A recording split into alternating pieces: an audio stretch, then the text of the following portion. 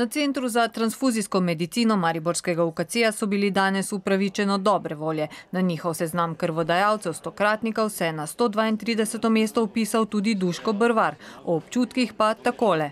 Prijetni pa prestrašeni. Zakaj? Ja, kaj zvem, nisem navajen kri davati, ne pa se slikati. Drugače pa, kaj zvem, to je bil en cilj, ko sem čez en čas začel davati, da mi bo uspelo 100-krat.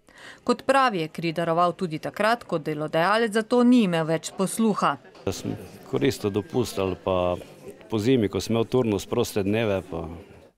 Vztraja tudi Danilo Bauman. Danes je kri daroval že 45-tič. Večkrat se je odzval tudi na klic. O tem, da bi jim vzeli prosti dan pa...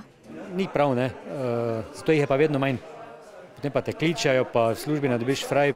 A pritiski, tako zdravniki na oddelku, so vse večji. Tudi kolego iz tujine, ki jim očitajo, da ni mogoče govoriti o brezplačnem krvodajalstvu, medtem ko zavarovalnica plačuje proste dneve. Upajmo, da bomo obdržali ta prosti dan, ker sistem delovnega časa v naši državi je še v bistvu marsikje ni primerljiv z Evropo.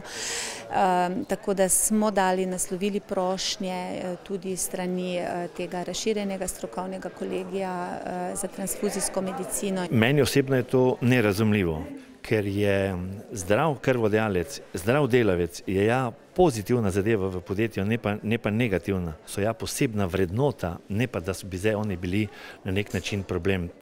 Ob tem opozarjajo, da bo zato krvodajalcev zagotovo še manj, kar vsekakor ni najboljša popotnica za prihodnosti nujno potrebne dejavnosti.